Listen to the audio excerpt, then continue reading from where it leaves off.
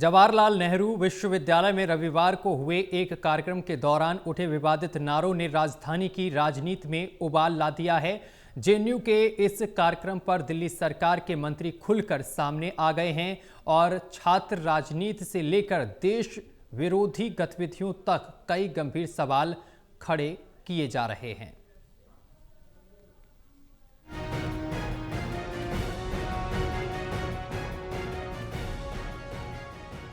जवाहरलाल नेहरू विश्वविद्यालय में रविवार को हुए एक कार्यक्रम के दौरान उठे विवादित नारों ने राजधानी की राजनीति में उबाल ला दिया है।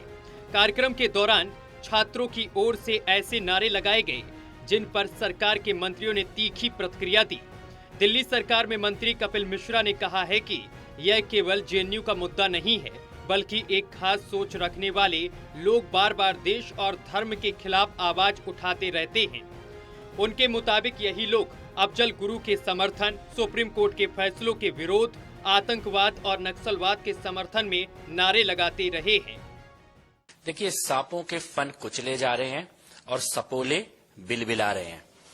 ये जो दंगाइयों के समर्थन में नारे लगाना, नक्सलवादियों के समर्थन में नारे लगाना, आतंकवादियों के समर्थन में नारे लगाना, अब ये नारे लगाने वाले लोग फ्रस्ट्रेट हो चुके हैं, हताश हो चुके हैं, क्योंकि जहां नक्सलियों के गढ़ होते थे वहां चुन चुन के नक्सलियों को खत्म किया जा रहा है, जहां आतंकवादियों के गढ़ होते थे वहां आतंकवादियों को खत्म किया जा रहा है, और दिल्ली के खिलाफ साजिश रचने वाले दंगाइयों को भी सुप्रीम कोर्ट पहचान चुका है और एक सटीक निर्णय सुप्रीम कोर्ट ने सुनाया है। तो इन लोगों की फ्रस्ट्रेशन है और मुझे लगता है कि इस तरह के देश विरोधी नारे लगाने वालों को कानून के तहत कठोर सजा निश्चित दी जाएगी। इस पूरे मामले को शर्जील इमाम और उमर खालिद की जमानत खारिज होने से भी जोड़कर देखा जा रहा है।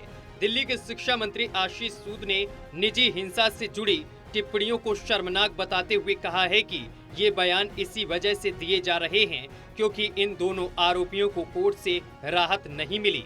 आशीष सूद ने यह भी आरोप लगाया है कि विधानसभा में ही कुछ ऐसे लोग मौजूद हैं जिन्होंने शर्जील इमाम के साथ मंच साझा किया था।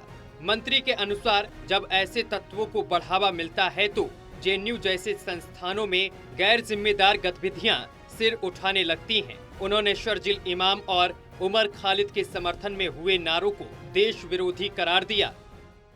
हिंसा की और व्यक्तिगत हिंसा की राजनीति में कोई जगह नहीं है।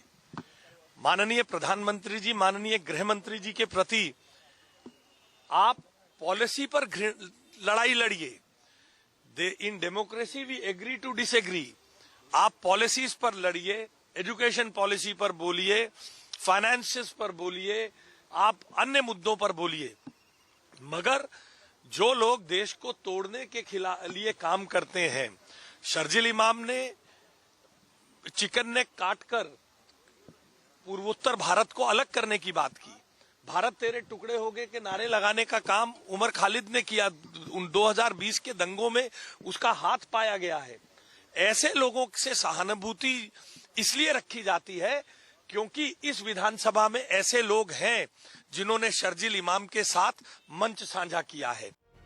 वहीं इस मुद्दे को लेकर एबीवीपी छात्र नेता और जेएनयू छात्र संघ के पूर्व ज्वाइंट सेक्रेटरी वैभव मीणा ने भी नाराजगी जताई और कहा कि जो लोग ऐसे नारे लगाते हैं वह देश विरोधी हैं और उन पर भी कानूनी कार्रवाई होनी चाहिए।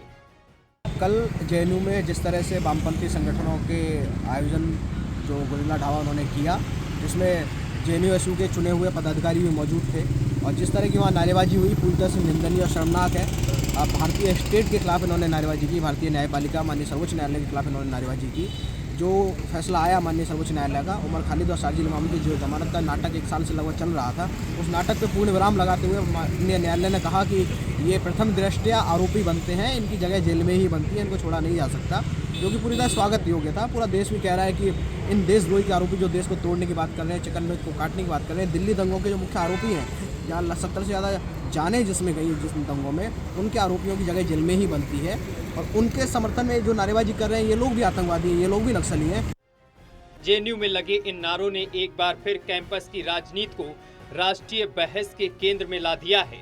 दिल्ली सरकार के मंत्रियों से लेकर छात्र संगठनों तक हर तरफ इस मुद्दे पर तीखी प्रतिक्रियाएं सामने आ रही हैं। अब देखना होगा कि विश्वविद्यालय प्रशासन और जांच एजेंसियां इस पूरे मामले पर क्या कार्रवाई करती हैं। टोटल टीवी के लिए विशाल सिंह की रिपोर्ट।